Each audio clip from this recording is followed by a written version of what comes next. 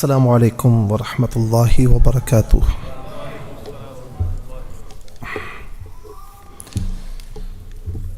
اعوذ باللہ من الشیطان الرجیم، بسم اللہ الرحمن الرحیم۔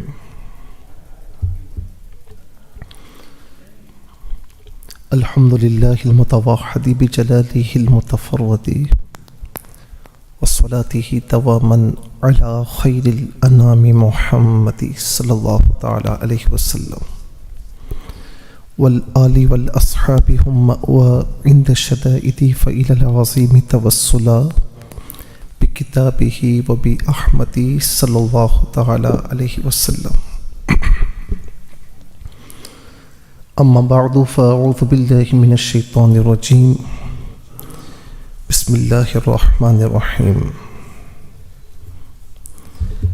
لقد كان لكم في رسول الله أسوة حسنة لمن كان يرجو الله واليوم الآخر وذكر الله كثيرا، صدق الله العلي العظيم وصدق رسوله النبي الكريم عليه وعلى آله افضل الصلاة والتسلیم، ونحن على ذلك لمن الشاہدین والشاکرین والحمد للہ رب العالمین۔ ایک مرتبہ بلند آواز سے درود پاک پڑھ لیجیے۔ اللہم صلی علی سیدنا ومولانا محمد معدن الجود والکرم، منبع العلم والحلم والحکم، وآلہ واصحابہ وبارک وسلم۔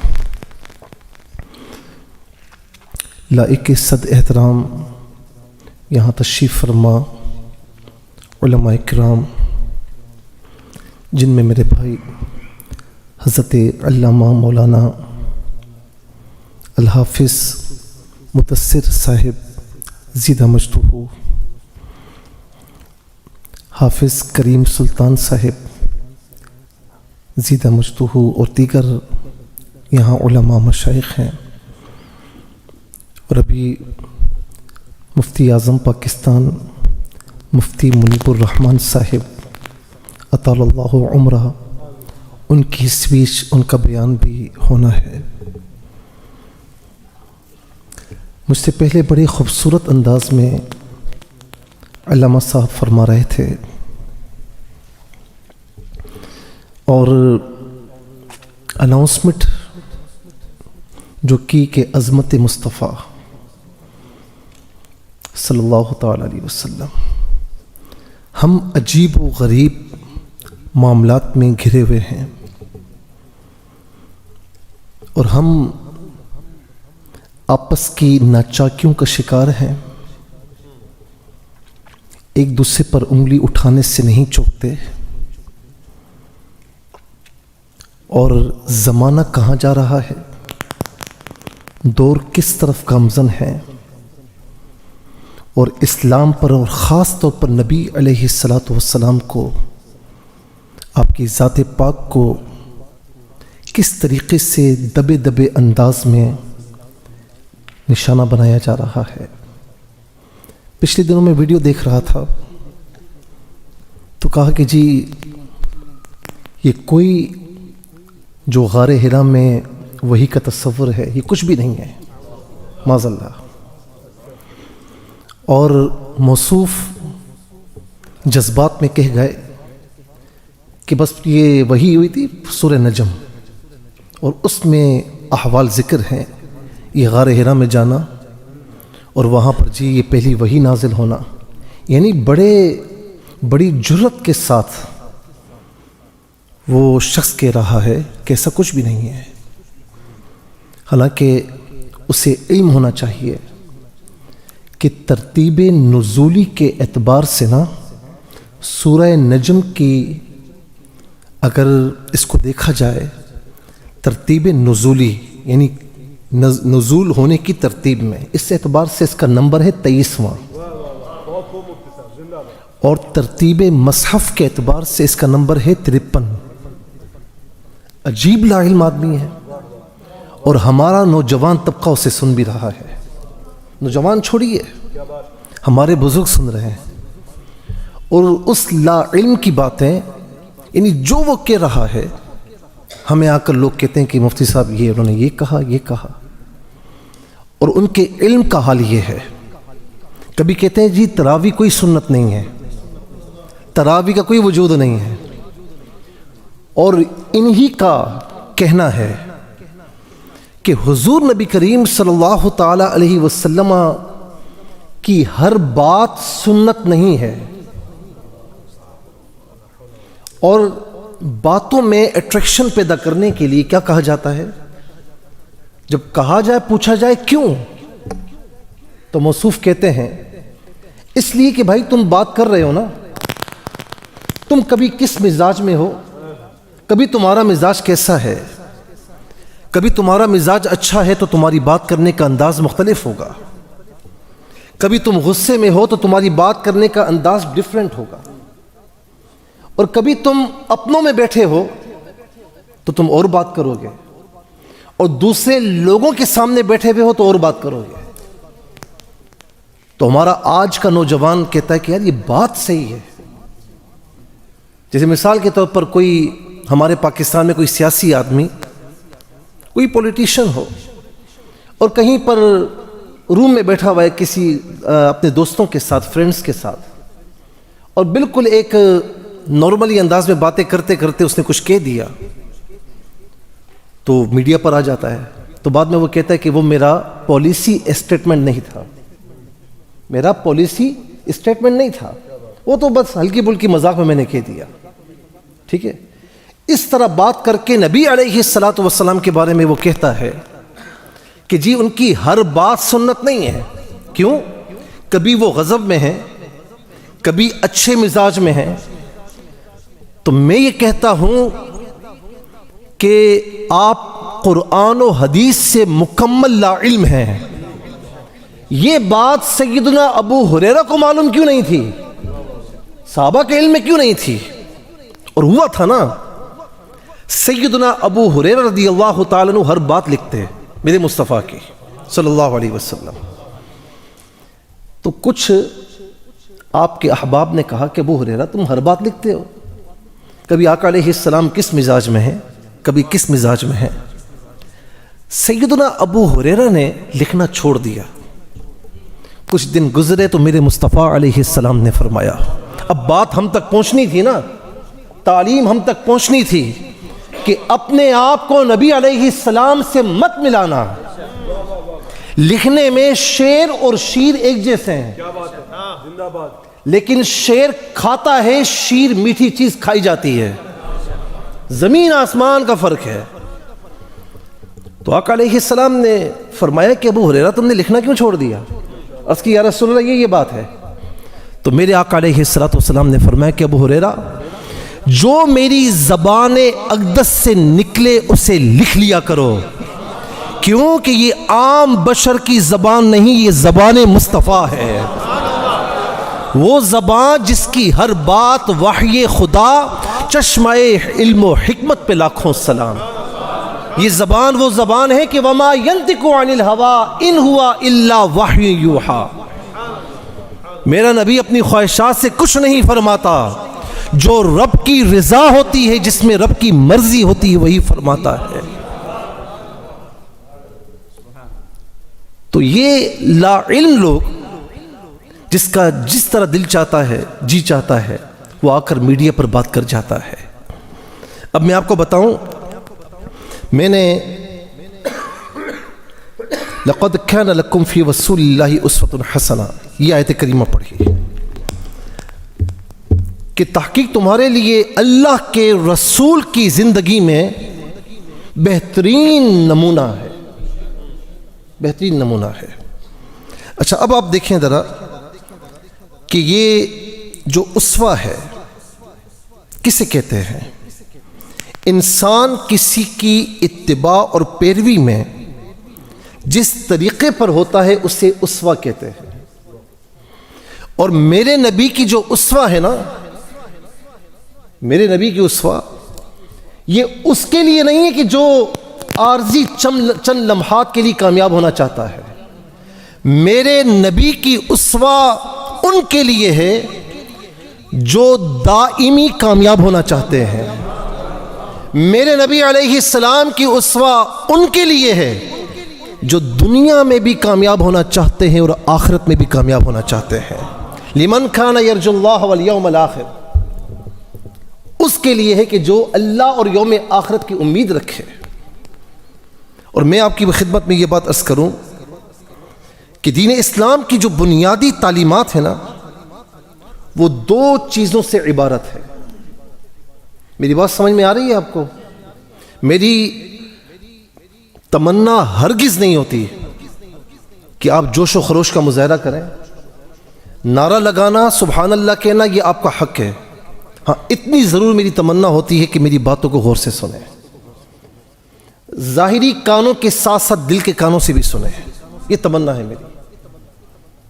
دو چیزوں سے عبارت ہے دین اسلام کی بنیادی تعلیمات. نمبر ایک قرآن، نمبر دو سنت. قرآن کیا ہے؟ کلام الہی. سنا ہم نے کہاں سے؟ پہنچا کہاں سے؟ نطق مصطفیٰ صلی اللہ علیہ وسلم سے. اور سنت جو ہے یہ کلام الہی کا مقتضا اور منشا ہے. تو قرآن سے سنت کو جدا نہیں کیا جا سکتا. اگر جدا کر دیا جائے تو پھر قرآن کو سمجھ کر بتا دو مجھے، پھر بتا دو کہ اقیم الصلاۃ تو ہے لیکن نماز کی تفصیل کہاں ہے؟ پھر آتوا الزکاۃ تو ہے لیکن زکوٰۃ کی تفصیل کہاں ہے؟ کتب علیکم الصیام تو ہے لیکن روزے کی تفصیل کہاں پر ہے؟ اور وَلِلَّهِ عَلَى النَّاسِ حِجُّ الْبَيْتِ مَنِ اسْتَطَاعَ إِلَيْهِ سَبِيلًا، حج کی فرضیت کی بات کی گئی، لیکن تفصیل ان تمام بنیادی اراکین کی اگر آپ چاہیں گے کہ جن کے بغیر اسلام کا وجود نہیں ہے، یہ اسلام کے پلرز ہیں، بنیادی اراکین ہیں، ان کی تفصیل اگر چاہیں گے تو میرے مصطفیٰ علیہ السلام کی سنت کی طرف آنا پڑے گا. اس کے بغیر چارہ ہی نہیں ہے. اور پھر آپ دیکھیں کہ یہ پورا وجود اسلام حضور نبی کریم صلی اللہ علیہ وسلم کی ذات گرامی سے متحقق اور ثابت ہے. میں اس میں چند نکات پیش کرتا ہوں آپ کی خدمت میں. بات کو ذرا سمجھیے گا، بڑی اہم بات ہے. نمبر ایک، اگر دین اسلام کی صداقت اور حقانیت کی اگر کوئی دلیل عتم ہے، دلیل عتم کسے کہتے ہیں کہ اس کے بعد کوئی دلیل نہ ہو، سب سے مکمل دلیل، تو وہ میرے مصطفیٰ علیہ السلام کی سیرت ہے. میں اس کی دلیل قرآن سے دے رہا ہوں. جب کفار نے کہا کہ آپ جو دین لے کر آئے، آپ توحید باری تعالیٰ بیان فرما رہے ہیں، آپ جو دین لے کر آئے اس کی دلیل کیا ہے، پروف کیا ہے؟ تو میرے نبی صلی اللہ علیہ وسلم نے ایک ہی جواب دیا، اور بہت بڑا جواب ہے. فرمایا فقد لبثت فیکم عمرا من قبلی، بچپن سے لے کر آج تک میری زندگی تمہارے سامنے گزری ہے. میرے مصطفیٰ کی حیات طیبہ دین اسلام کی صداقت اور حقانیت کی سب سے بڑی دلیل ہے. اور یہ بہت بڑی بات ہوتی ہے کہ ہے کوئی مجھ پر میرے کردار پر انگلی اٹھانے والا. کردار پر انگلی اٹھانے والا تو نہیں ملے گا، ڈھونڈتے چلے جاؤ نہیں ملے گا، لیکن دشمن یہ کہتا ملے گا کہ مکے میں اگر کوئی صادق و امین ہے تو وہ محمد عربی صلی اللہ علیہ وسلم ہے. دوسری بات، محبت اور اطاعت الہی کی اگر کوئی عملی صورت ہے تو وہ ایک ہی صورت ہے، سیرت مصطفیٰ صلی اللہ علیہ وسلم. اس کی دلیل قرآن کی طرف آ جائیے. قرآن فرماتا ہے قد جاءکم برہان من ربکم، تحقیق تمہارے پاس تمہارے رب کی جانب سے برہان آ گئی. جانتے ہیں برہان کسے کہتے ہیں؟ برہان کہتے ہیں وہ عظیم نشانی کہ جس سے بڑی کوئی نشانی ہی نہ ہو. تو تمہارے پاس تمہارے رب کی طرف سے اس سے بڑی نشانی کوئی اور نہیں آئی، ایک ہی سب سے بڑی نشانی آئی ہے اور وہ محمد عربی صلی اللہ علیہ وسلم ہے.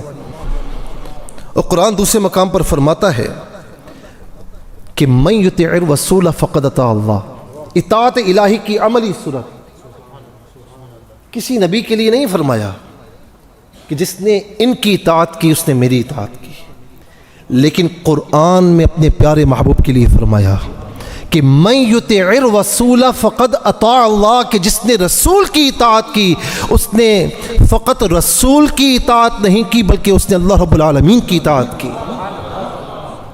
نمبر 3، شریعت اسلامیہ کا جو بنیادی ماخذ ہے، ماخذ کہتے ہیں کہ جس سے شریعت کو لیا جائے، وہ ہے ہی سیرت مصطفیٰ ہے، وہ ہے ہی سنت مصطفیٰ ہے۔ قرآن فرماتا ہے نا، ما آتاکم الرسول فخذوا وما نہاکم عنہ فانتہوا، میرا رسول جو تمہیں دے اسے لے لو اور جس چیز سے روکے اس سے رک جاؤ، اس سے رک جاؤ۔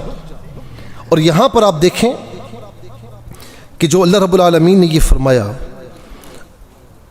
کہ جو چیز دے اسے لے لو اور جس چیز سے روکے اس سے رک جاؤ، کیونکہ آج کل اس دور میں یہی طبقہ ہے جو کہتا نظر آتا ہے کہ نبی علیہ الصلاۃ والسلام فقط میسنجر تھے، he was only messenger، بس۔ کیوں؟ نبی کی شان گھٹانی ہے معاذ اللہ۔ اور یاد رکھنا کہ میرے نبی کی شان گھٹ نہیں سکتی، اس لیے کہ میں نے اور آپ نے بلند نہیں کی، یہ شان میرے رب نے بلند فرمائی ہے۔ اللہ اکبر۔ تو کہتے ہیں he was only messenger، بس، اس کے علاوہ کچھ نہیں، پیغام دیا، پہنچا دیا اور تشریف لے گئے۔ یہاں سے گھٹایا جاتا ہے، کیوں؟ اور وہ کہتے ہیں کہ وہ شارع نہیں تھے، بس جو احکامات ملے بیان کر دیے۔ ہم کہتے ہیں کہ وہ نبی ہی کیا کہ جس کو اللہ رب العالمین نے اختیارات نہ عطا فرمائے ہوں، وہ نبی ہی کیا جسے میرے رب نے اتھارٹی نہ دی ہو۔ نبی علیہ الصلاۃ والسلام وہ محبوب ہیں اللہ تعالیٰ کے کہ اللہ تعالیٰ نے کمپلیٹ اتھارٹی کے ساتھ آپ کو مبعوث فرمایا۔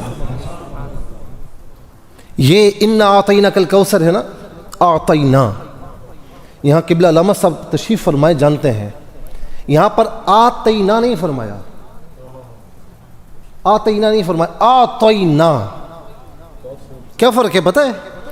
ایتا اس کا مصدر آتا ہے اور اعطا آتینا کا مصدر آتا ہے۔ ایتا کا معنی بھی دینا ہے، آتینا کا معنی بھی دینا ہے، لیکن مفسرین فرماتے ہیں کہ ایتا میں دینا تو ہے لیکن مالک بنا کر دینا نہیں ہے، اور اعطا آتینا میں مالک بنا کر دینا ہے۔ اللہ اکبر۔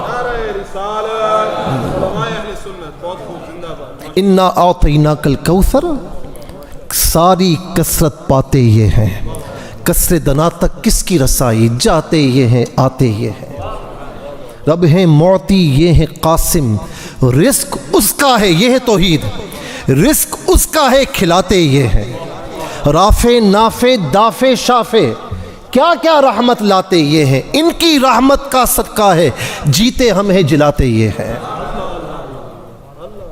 اور وہ ایک آیت ہے نا کہ جن سے ماہ رمضان میں روزہ ٹوٹ گیا تھا اور جس کا کفارہ یہ تھا کہ 60 روزے پے در پہ رکھنے ہیں کنٹینیوسلی۔ آگے یا رسول اللہ یہ ہو گیا، فرمایا 60 روزے رکھ۔ عرض کی یا رسول اللہ میں طاقت نہیں ہے۔ فرمایا اچھا تو 60 مساکین کو 2 وقت کھانا کھلا۔ عرض کی یا رسول اللہ یہ بھی طاقت نہیں ہے۔ تو میرے نبی فرماتے نا جو شریعت نے بیان کر دیا میں تو فقط پیغام پہنچا رہا ہوں، جو بیان کر دیا وہ کر دیا، اب اس سے زیادہ میرے اختیارات نہیں ہیں۔ یہ نہیں فرمایا، فرمایا اچھا بیٹھ گیا۔ اتنے میں کھجور کا ایک ٹوکرا آیا، کھجور کا ٹوکرا تھا، 60 مساکین کا کھانا نہیں تھا، بات کو سمجھیے گا۔ فرمایا سائل کہاں ہے؟ بھاگتے ہوئے آ گئے، یا رسول اللہ حاضر۔ فرمایا کہ جاؤ غریبوں کو کھلا دو۔ یہ بھی دیکھیں اختیارات، 60 مساکین کا کھانا نہیں ہے، وہ ایک کھجور کا ٹوکرا ہے، جا کھلا دے غریبوں کو۔ وہ کہاں ٹلنے والے تھے؟ عرض کی یا رسول اللہ یہ 2 پہاڑیوں کے درمیان اس شہر مدینہ میں مجھ سے زیادہ غریب کوئی بھی نہیں ہے۔ تو فرماتے نا نہیں، جا غریبوں کو کھلا، اس سے زیادہ میرے اختیار نہیں ہے۔ فرمایا اچھا نبی ہے نا، آتینا والے نبی ہیں، ہم نے مالک بنا کر دیا، صحیح ہے نا؟ تو فرماتے ہیں کہ جا خود بھی کھا، گھر والوں کو بھی کھلا، تیرا کفارہ ادا ہو جائے گا۔ اللہ اکبر۔ اور وہ حضرت ربیعہ رضی اللہ تعالیٰ عنہ نے خدمت کرتے تھے نا، میرا آقا خوش ہو گئے، فرمایا مانگ سل یا ربیعہ۔ تو یہ نہیں کہا کہ یا رسول اللہ مال و دولت چاہیے، یا رسول اللہ یہ سواری چاہیے، ایک گھر ہو جائے، شادی نہیں ہوئی شادی ہو جائے، بچے نہیں بچے ہو جائے، XYZ، نا۔ فرمایا اسألک مرافقتک فی الجنہ۔ مانگا تو کیا مانگا؟ حضرت ربیعہ صحابی ہیں، ہم تمہاری بات مانیں صحابہ کی بات مانیں کہ جن کے بارے میں میرا رب فرماتا ہے کہ ان کی طرح ایمان لاؤ گے تو ہدایت یافتہ ہو جاؤ گے، ٹھیک ہے نا؟ تو ہم ان کی طرح ایمان لائیں گے، ان کی پیروی کریں گے۔ مانگا تو کیا مانگا؟ عقیدہ دیکھیں۔ فرمایا کہ عرض کی کہ یا رسول اللہ میں جنت میں آپ کا پڑوس مانگتا ہوں۔ تو میرے آقا نے نہیں فرمایا کہ اس ربیعہ کیا بات کر رہے ہو، جنت میں کہاں سے دوں گا، نا نا نا نا، فرمایا تجھے مل جائے گی، نمازوں کے ذریعے میری مدد کر۔ ما آتاکم الرسول فخذوا وما نہاکم عنہ فانتہوا، جو رسول دے اسے لے لو، جس چیز سے روکے اس سے رک جاؤ۔ الصارم المسلول بڑی مشہور کتاب ہے، اس میں فرمایا کہ فقد اقام اللہ مقام نفسی فی امرہ و نہیہ و اخبارہ فلا یجوز ان یفرق بین اللہ و رسولہ فی شیء من ہذه الامور۔ فرماتے ہیں کہ اللہ تبارک و تعالیٰ نے اپنے احکامات میں، اپنے نواہی میں، اپنی اخبار میں، ان تمام چیزوں میں اپنے پیارے نبی کو اپنا نائب بنایا ہے۔ تو فرمایا کسی کے لیے یہ جائز ہی نہیں ہے کہ وہ احکامات میں اور نواہی میں اللہ تعالیٰ اور رسول کے درمیان فرق کرے، یہ جائز ہی نہیں ہے۔ اب آ جائیے اگلے نقطے پر، نمبر 4، حصول ہدایت کا ناگزیر ذریعہ اگر کوئی ہے تو وہ سیرت مصطفیٰ ہے۔ وَإِن تُطِيعُوهُ تَهْتَدُوا، اگر تم ان کی اطاعت کرو گے تو ہدایت پا جاؤ گے۔ اور دوسرے مقام پر اللہ رب العالمین نے فرماتا ہے کہ وَمَن يُشَاقِقِ الرَّسُولَ مِن بَعْدِ مَا تَبَيَّنَ لَهُ الْهُدَىٰ وَيَتَّبِعْ غَيْرَ سَبِيلِ الْمُؤْمِنِينَ نُوَلِّهِ مَا تَوَلَّىٰ وَنُصْلِهِ جَهَنَّمَ۔ جب ہدایت آ چکی ہے اس کے باوجود جو رسول کی نافرمانی کرے گا تو اس کے لیے ہم نے عذاب تیار کر رکھا ہے۔ ہدایت چاہیے تو رسول اللہ علیہ السلام کے دامن کرم سے وابستہ ہو جاؤ، اس کے سوا دوسرا کوئی راستہ نہیں ہے، کوئی راستہ نہیں۔ نمبر 5، انسانیت کے لیے اخلاقی کمال کا ابدی نمونہ اگر ہمیں ملے گا تو سنت مصطفیٰ اور سیرت مصطفیٰ میں ملے گا۔ انک لعلی خلق عظیم، یہاں پر یہ نہیں فرمایا کہ محبوب ہم نے آپ کو خلق عظیم عطا فرمایا، نا نا نا، علی خلق عظیم، محبوب عطا نہیں فرمایا، ہم نے آپ کو خلق عظیم پر فائز فرما دیا ہے۔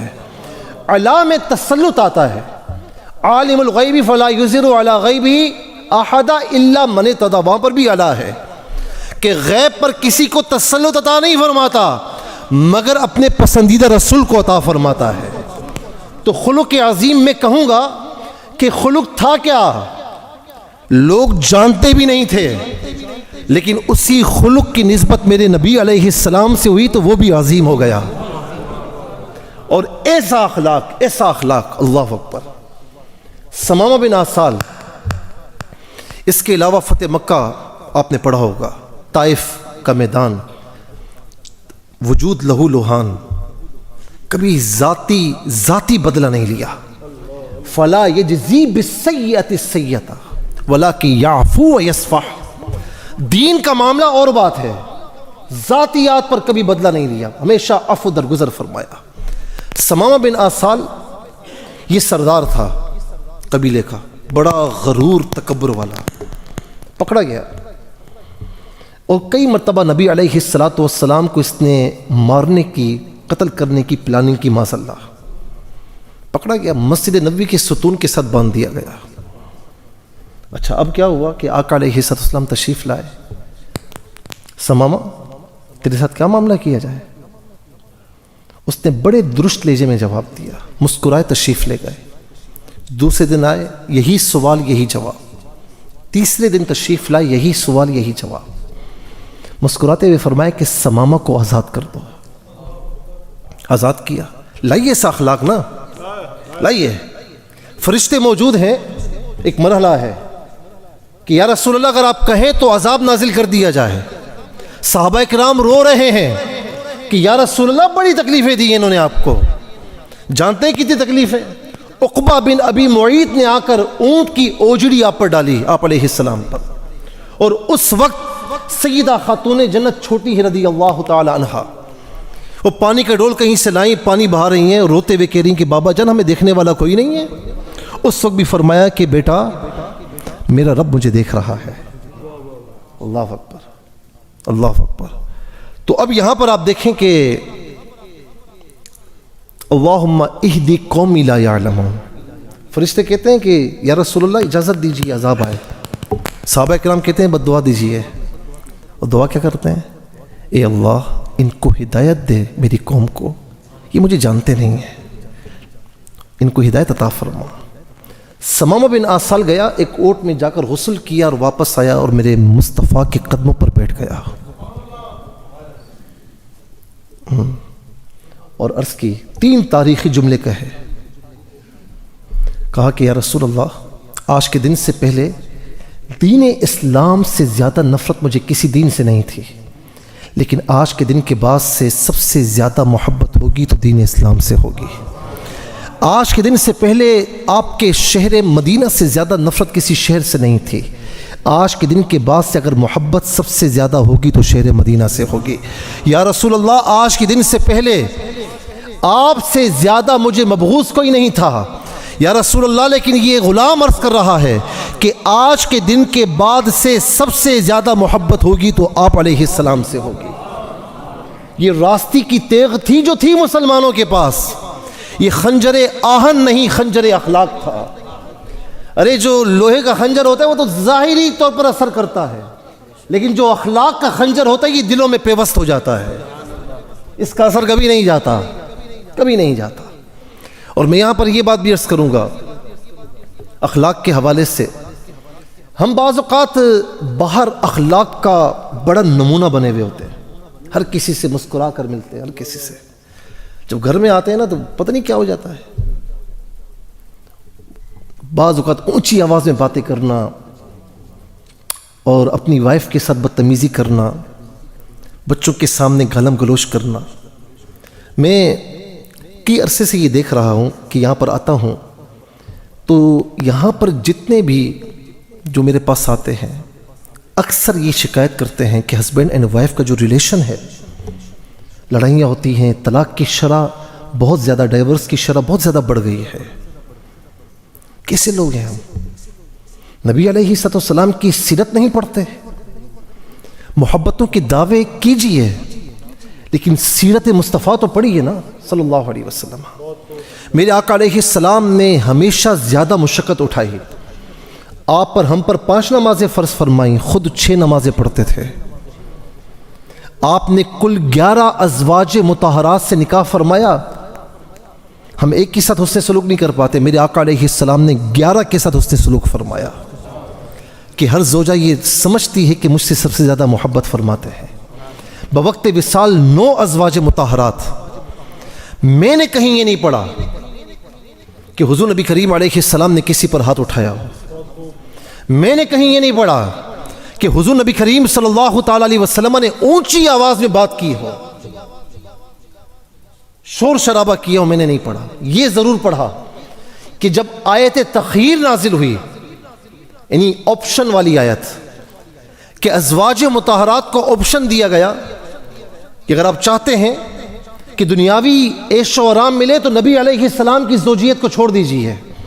نبی کی زوجیت چاہیے تو دنیا کا عیش و آرام چھوڑنا پڑے گا.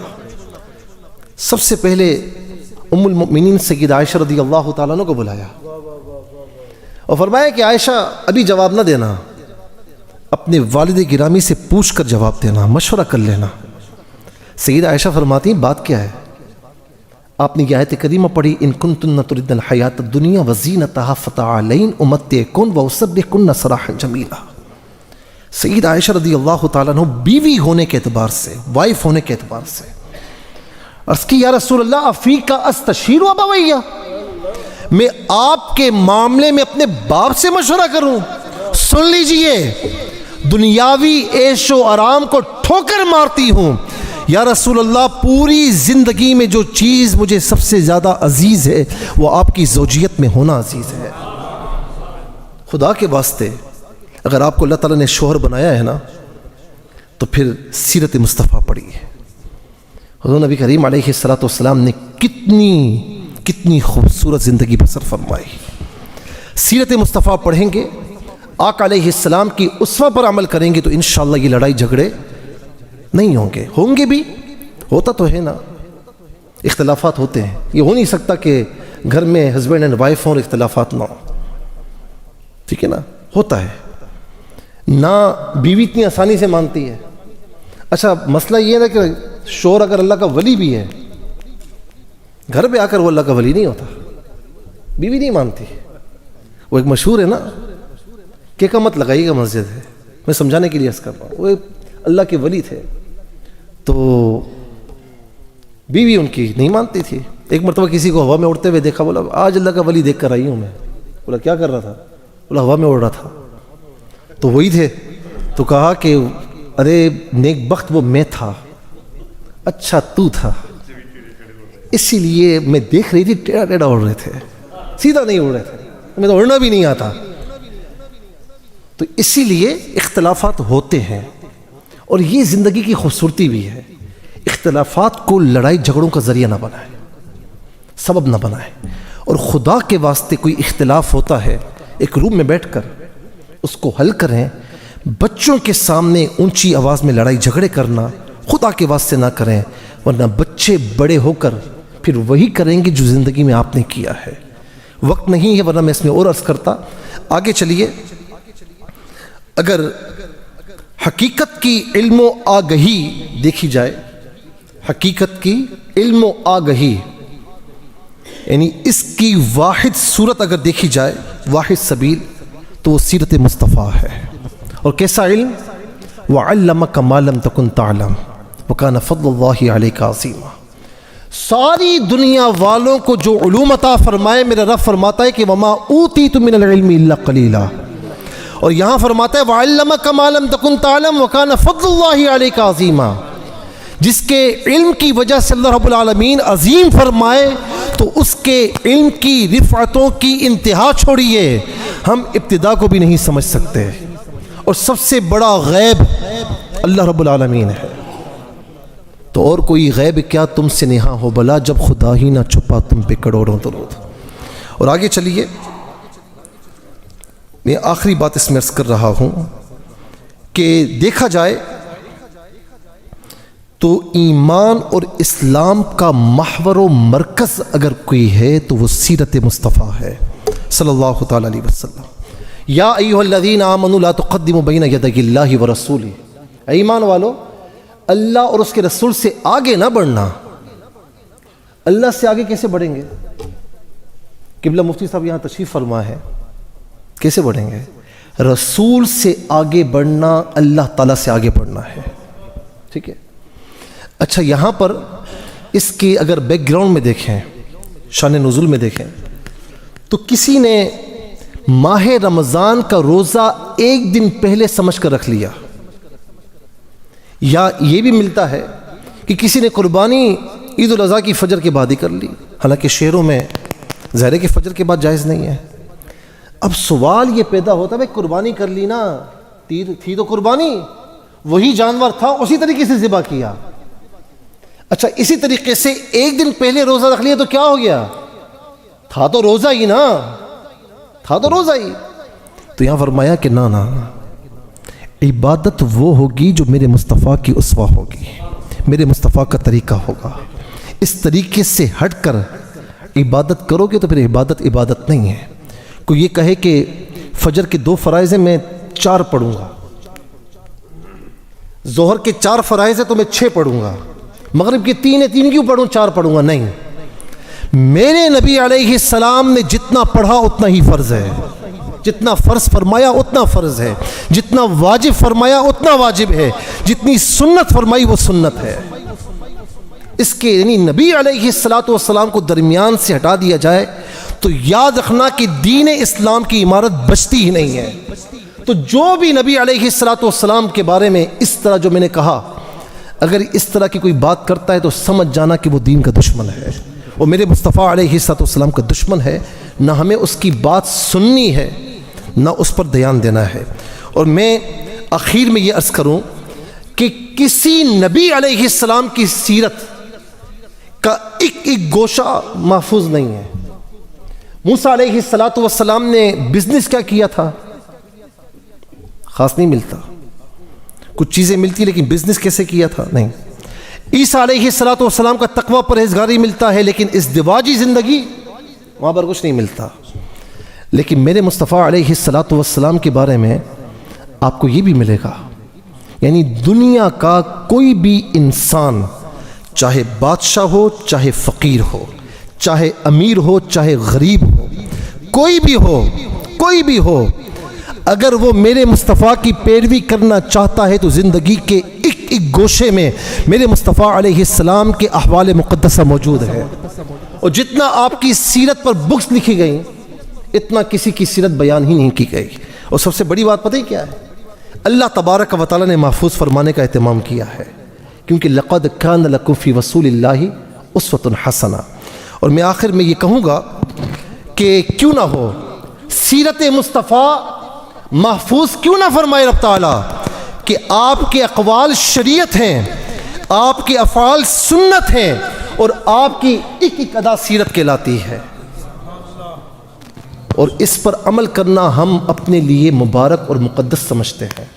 ہم چاہتے ہیں کہ دنیا اور آخرت میں کامیاب ہوں تو اس پر عمل کریں. لیکن آج ہم یہ سوچتے ہیں کوئی بھی سنت ادا کرنے سے پہلے، پاکستان میں تو یہ ہوتا ہے کہ مفتی صاحب میں داڑھی رکھ رہا تھا لیکن ماں منع کرتی، میں نماز کے لیے مسجد میں آتا ہوں تو باپ منع کرتا ہے کہ تو ابھی سے مولوی بن رہا ہے. جس سے دین اسلام پر عمل کرنا کہ مولوی نے ٹھیکہ لیا ہوا ہے. کیا سب مسلمان نہیں ہیں؟ سب مسلمانوں پر ضروری ہے نا، سب مسلمانوں پر ضروری ہے. تو اس طرح ہم سوچتے ہیں کہ لوگ کیا کہیں گے، لوگ کیا کہیں گے. کبھی یہ سوچا کہ رب تعالیٰ کے حضور کیسے کھڑے ہوں گے؟ کبھی یہ سوچا کہ رسول اللہ صلی اللہ علیہ وسلم سے سامنا کیسے ہوگا؟ یہ سوچئے گا. کیوں؟ علامہ اقبال نے فرمایا نا کہ تو غنی از ہر دو عالم من فقیر، روز محشر عذر ہائے من پذیر.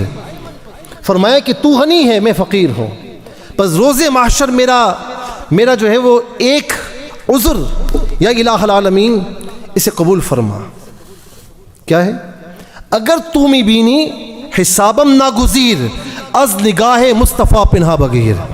اگر میرا حساب لینا ناگزیر ہو بھی جائے تو یا الہ العالمین میرے مصطفیٰ سے چھپا کر لینا.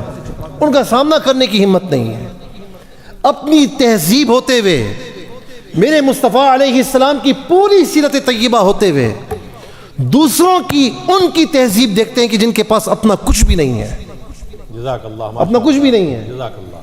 تو ہمیں دیکھنا ہوگا. وہ کہتے ہیں نا کہ تمہاری تہذیب اپنے خنجر سے آپ خودکشی کرے گی، جو شاخ نازک پر آشیانہ بنے گا ناپائیدار ہوگا. تو آئیے سیرت مصطفیٰ علیہ السلام کی طرف لوٹیے اور آقا علیہ السلام کی ہر ادا کو اپنائیے. انشاءاللہ آپ دیکھیں گے کہ اللہ رب العالمین یہاں بھی کامیاب فرمائے گا اور آخرت میں بھی انشاءاللہ کامیاب فرمائے گا. وما علیہ الا البلاغ. تبارک اللہ.